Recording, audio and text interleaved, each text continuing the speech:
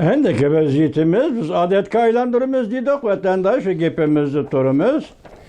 Mesela bundan zerikiş his qilmaymiz ve bizarlık his qilmaymiz. Endiki xabarimiz, xabardan birinchi isla vatandaş. 2023 yıl 7. ayının 6. günü haftaga payshanba vatandaşım. Bugünkü xabarimiz endi mundaq.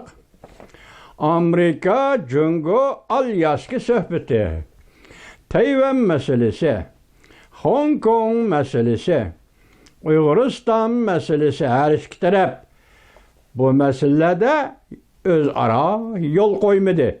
Mavzuluk video film, Abduri TVBS haberleri 2021 yıl 3. ayının 19. günü YouTube. Amerika Qo'shma Shtatlarining söhbet vekili, Alyaski söhbetdagi söhbet vekili Davlat ishlar kotibi Antony Blinken söhbet başlanış bilan so'zni mundaq boshladi. Jungoning haddi harakatlaridan ansirayotimiz.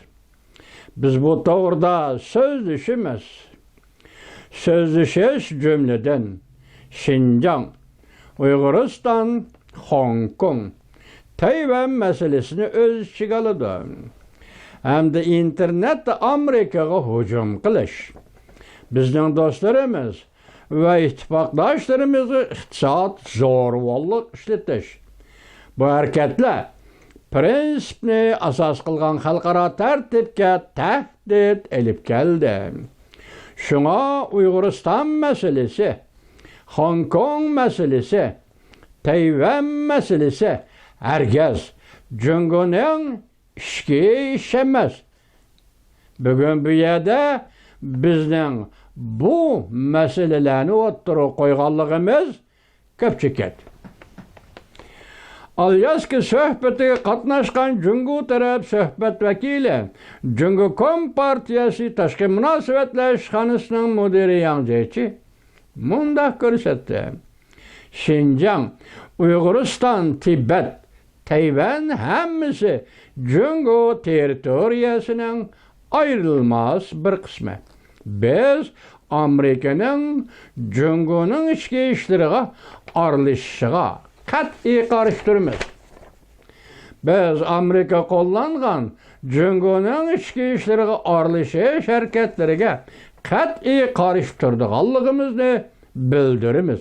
Hamda qat'iy inkos qaytaramiz. Anladınlar vatandaşım. Muşuna üzü, muşu bir abzasının üzü bir haber. TVBS axborotli torbitining bir xabari muşunun üzü. Tushundingizmi mi?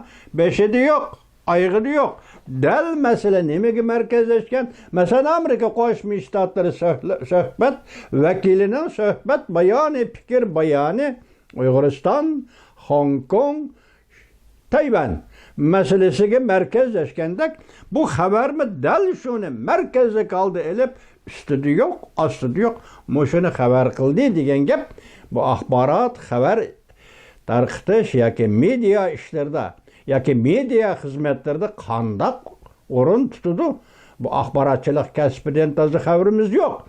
Lekin mushu tanlab olgan ish bugungi kunda mayli ziddiyatlik bo'lsin, mayli o'zaro talash-tortish bo'lsin, mayli o'zaro yo'l qo'yish, Jungo Amerika ishki davlat, mayli o'zaro yo'l qo'ymaslik, Amerika Jungo ishki davlat qat'iy nazar bugun mushu masalaning Uyg'uriston masalasining, Hong Kong masalasining, Tayvan masalasining, Tibet masalasining Amerika Qo'shma Shtatlari tashqi siyosati yoki diplomatik siyosati yoki davlat siyosati mushu jarayonda yoki mushu sahnada Jungo taraf bilan o'tirdi muhokama, munozara qilishadigan, so'zlashadigan, suhbatlashadigan temaga aylanishi masalaning muhimligi mana shu yerda vatandosh.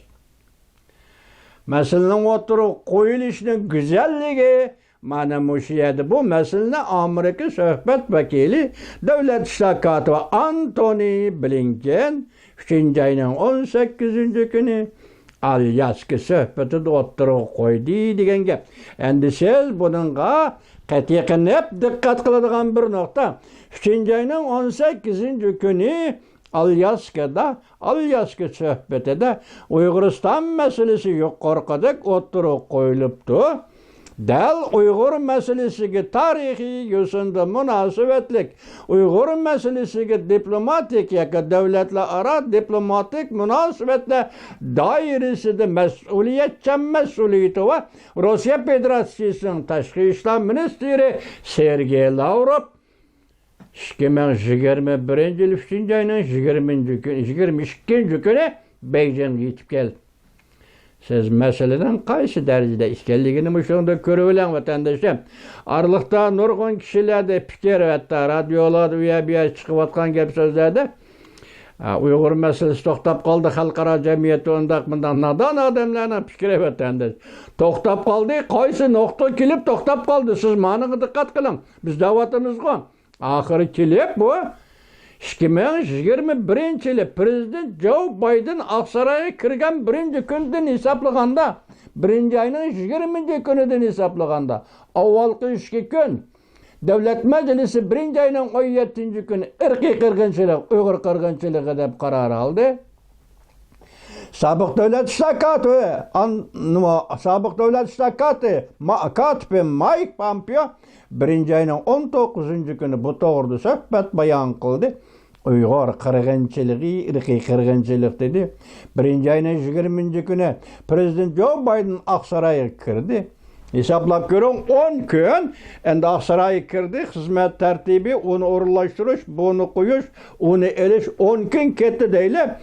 2. ay içinde şu vaxtlarda nima işler oldu? 2021 yılı. Bu tazı isim yok. Ben söz degen ülkeldiyse tep alalayısıyla 2. ay bu tüvidi deyli. 3. ayının 18. günü bir yerim ay içinde Uygur meselesinin Alyaski'de oturup koyuluşu Amerika'da bir devlet bu devletin yeni saylangan prezidenti Aksaray'a kirdi ve birinci olup tutkan mesele Alyaski söhbeti, Cungo-Amerika söhbeti. Cungo-Amerika söhbeti de oturup koyulgan mesele Uyguristan meselesi, Hong Kong meselesi, Tayvan meselesi. Acayip ki vatandaş. Bunu çak digilimi olmaydı. Bunu yana qandaq sifat bilen sel qarashqa, sifatli gaplarni ishiltib sel qarashqa hargiz bo'lmaydi. Vatandaşım Amerika Qo'shma Shtatlarining 2021 yılı saylamda uftop g'alaba qilib prezident bo'lib Prezident Joe Biden Aksaray'a kirib bir ayni o'tkizmayla Alyaski söhbetini o'tkizganligi vatandaş. Bu dünya tarixida bir mo'jiza vatandaşım. Bu dünya tarixida bir mo'jiza. Bunu mo'jiza deymiz vatandaşım.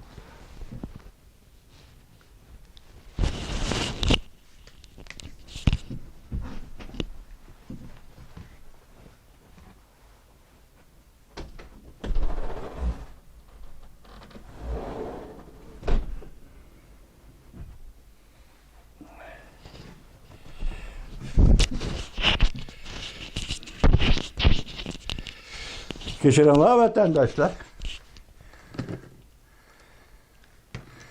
Möcize deyimiz. Endi bu tügüde hazır malik şehirlerine yetişmedik.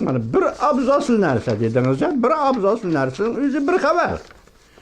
Bir abzasıl nersinin yüzü bir haber vatandaşım.